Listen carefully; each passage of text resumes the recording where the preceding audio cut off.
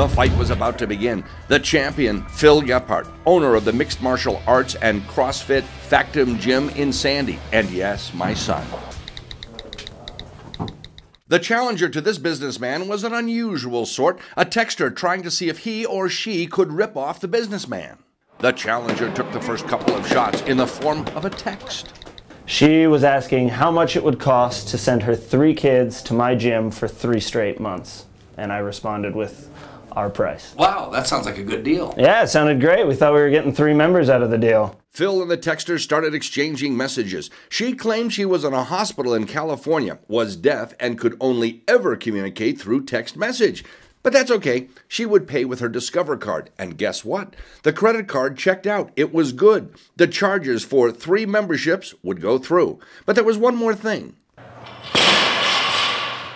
The texter said she had a nanny who would deliver the children, and she needed to pay the nanny here in Utah. So would Phil please charge an additional $4,000 on the Discover card to help her out since she was stuck in the hospital, and then send that money to the nanny? They were going to run it for the price we had, plus they were going to give us a tip of about $300, but they wanted a tip. Yeah, a tip for helping her out with paying her nanny off. Tempting, of course, but you know, I've seen these scams before. Well, yeah, you're my kid.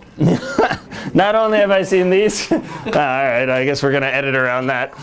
And again, the Discover card with the number, expiration date, zip code, and even the CVV code was valid. As far as we know, it was a good credit card number.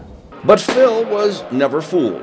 He began fighting back now for whoever really owned that credit card. Went to Chase Bank, spoke to a manager at a local Chase Bank, and they helped me out greatly, said they'd look into it and freeze the account immediately. He also called up Discover's fraud department and reported the credit card. Like the card would have ran, but it would have came up as a fraudulent card later, I would assume. And then 3 days later, the bank would say, oh, that's a fraudulent card, and now I'm on the hook for $4,000. Yep, it turns out that zip code isn't from California, but from Arkansas.